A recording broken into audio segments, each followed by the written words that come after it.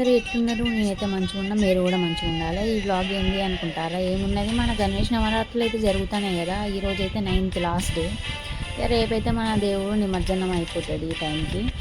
ఇక మేము last day కాబట్టి ఇక దేవుని దగ్గరికి పోయి దర్శనం చేసుకున్నాం ఒకసారి అని అయితే ఇక అన్ని పూజకు సంబంధించి దండ అల్లడము, ప్రసాదాలు వేయడం అయితే వేసినాం. పులిహోర ఉన్ను మన శనగల గుడాలు అయితే వేసింది మా అమ్మ. ఇక పెద్ద దేవునికి దండాలి ఇక పూజకు సంబంధించిన అన్నీ తీసుకొని అయితే నేను మా అమ్మ మా నాన్ననైతే మా గల్లీ వినాయకుని దగ్గరికి అయితే పోయినాం. మా గల్లీ వినాయకుడు ఎక్కడ ఉన్నది గోయార్కని గాంధీనగర్ ఎల్బీలో అయితే పెట్టేది. మా గాంధీనగర్లో ఫుల్ వినాయకులు ఉంటాయి, దగ్గర దగ్గర 50 అట్లా 50కి ఎక్కువనే ఉంటాయి. కాకపోతే ఇక మా ఏరియాలో మాత్రం మా ఎల్బీలో అయితే పెట్టారు. ఇంకేమున్నాయి, దేవుని దగ్గరికి అయితే పోయినాం. మా అమ్మ చిన్నగా అయితే ఇక పూజ చేసేసింది. అప్పటికి అయ్యగారు రాలేదు. ఈ 9th డే రోజే మా దగ్గర అన్నప్రసాదం అంటే అన్నదానం అయితే పెట్టారు మధ్యాహ్నం. అందుకే అయ్యగారు కొంచెం లేట్ వస్తానని చెప్పేసి ఇక మనం మన ఇంట్లో ఎట్లా పూజ చేసుకుంటామో అట్లా అయితే కొంచెం చిన్నగా అట్లయితే పూజ చేసుకొని దేవుని అయితే మంచిగా దర్శనం చేసుకొని మంచిగా మొక్కుకొని ఇక పక్కన అన్నాలు అయితే ఇక కొంచెం ఫాస్టింగ్ ఉంటారు కదా. ఇక అయ్యగారు వచ్చి పూజ చేసేవారు ఫాస్టింగ్ ఉంటారు అని చెప్పేసిన వాళ్ళే పక్కన మన గల్లి కూరగాయలు ఉంటారు. ఎట్లుంటుంది వేరే ఉంటుంది కదా. ఇక పులిహోరని అయితే మా అమ్మ పులిహోర ఉన్న శనగలు కూడా అయితే ఆ పిల్లలు పెట్టింది. ఆ పిల్లలు ఏమన్నది తెలుసా, ఒక్కసారి కాదు మళ్ళీ వచ్చి తీసుకున్నారు. ఏంటి నువ్వు ఇంతకుముందే వచ్చి తీసుకున్నావు కదా అని మా అమ్మ అడిగితే ఏమన్నారు, ఆంటీ మంచిగా ఆంటీ రేపు నిమజ్జనం కదా, మా నిమజ్జనం దగ్గర నువ్వే ఎత్తావా పులిహోర అని అడిగేది. మంచిగా అనిపించింది అన్నమాట. మస్తున్నారా, నా జన్మల దీనిలో ఈ పులిహోర అనుకుంటారు. ఇక మా అమ్మ అయితే ఏ కూర అయినా ఏ వంట అయినా మంచిగా టేస్ట్గా అయితే ఎత్తుంది. వాళ్ళ తప్పేమున్నది అని అనిపించింది. పూజ అంతా అయిపోయింది, ఇంటికైతే వేయండి.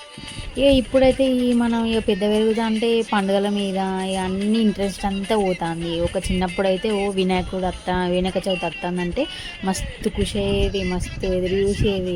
ఇప్పుడు వస్తుంది ప్రసాదాలు, దేవుని దగ్గర ముందట వండుకునుడు, గొంజీలు తీసుడు, నిమజ్జనం రోజు ఫుల్ డ్యాన్సులు వేసుడు, మొత్తం కళ్ళలు పూసుకునుడు, ఎంజాయ్ చేసుడు మంచిగా అనిపించేది. ఇప్పుడు అంతా మారిపోయింది. పెట్టినామా తీసినామా నిమజ్జనం తాగినామా ఎగిరినామా అన్నట్టు ఉంటారు. అంతే. ఒకప్పుడైతే మస్తు ఉండే, ఆ లైఫే మంచిగా ఉండేది చిన్నప్పుడు. ఇప్పుడు ఏం లేదు. కానీ వినాయక చవితి అంటే కొంచెం ఖుషి ఉంటుంది, ఎందుకంటే మస్తు సంబరం అనిపిస్తుంది. వినాయకుడు 9 రోజులు ఉంటాడు.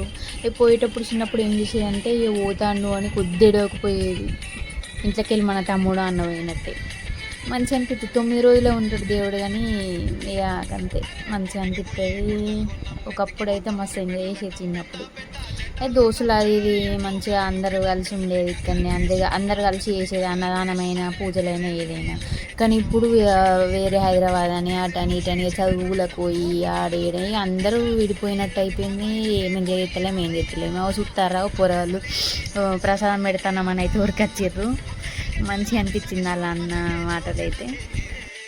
ఇక అందరికీ ప్రసాదం అయితే పెట్టేసినాం. అక్కడ కొంతమంది అన్నయ్యలు కూడా ప్రసాదం అయితే తీసుకున్నారు. ఇక అన్నదానమే ఈరోజే అన్నదానం కాబట్టి ఇక వాళ్ళ పనిలో వాళ్ళు బిజీగా ఉన్నారు. ఇక కొందరు తీసుకున్నారు, కొందరు ఇక అయ్యగారు వచ్చి పూజలు అయిపోయాక తినాలని ఉన్నారు.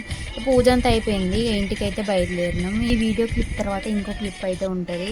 మా చిన్న పొట్టి జెల్ అయితే ఈ ప్రసాదం పెడతా అంటే ఇదేంది ఇంత కుక్కుతుందని నేను చూస్తాను. పొయ్యి పెద్ద గిన్నె పట్టుకొని ఉడకత్తాంది. కొద్ది నవ్వలేము మేమైతే దాన్ని చూసి అయితే ఆ వీడియో చూడండి. ఇక ఇంటికైతే వచ్చేసినాం. ఇక మా గల్లీలో కూడా అందరికీ పులిహోర ప్రసాదం అయితే పెట్టినాం.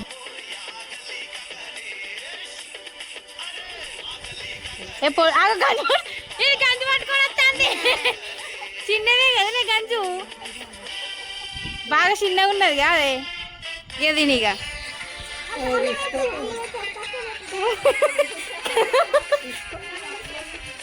ఏ కూర్చో, ఇక ఆడ కూర్చో. లేదు నేను చిన్నగా ఉన్నది కదా గంజు, తెలివి బాగానే ఉన్నది కదా. కాదు ప్రసాదం వాడుతుంటే కింద కురికింది, ఇంట్లోకి ఎందుకు కురుకుతుందని నేను చూస్తాన్నా. ఎట్లున్నా తిని చెప్పు ఎట్లున్నదో.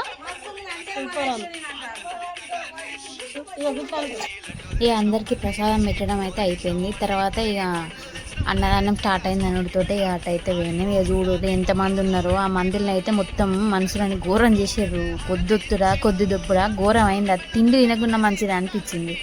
ఏదో దేవుడు ప్రసాదం కదా కొంచెమన్నా తినాలి అని పోయినాం, కానీ ఘోరమైంది పరిస్థితి.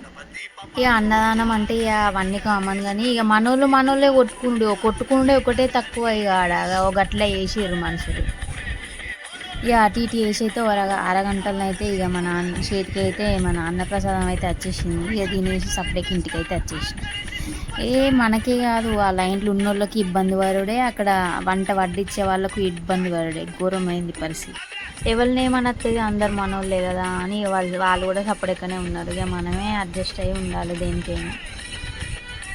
ఈ వీడియో కనుక మీకు నచ్చినట్టయితే లైక్ చేయండి, షేర్ చేయండి, సబ్స్క్రైబ్ చేసుకోవడం మాత్రం మర్చిపోకండి. బాయ్ ఫ్రెండ్స్, నెక్స్ట్ వీడియోలో కలుద్దాం. ఈ వీడియో అయితే లాస్ట్ వరకు అయితే చూసి ఎలా ఉందో కామెంట్ సెక్షన్లో కామెంట్ అయితే వేయండి.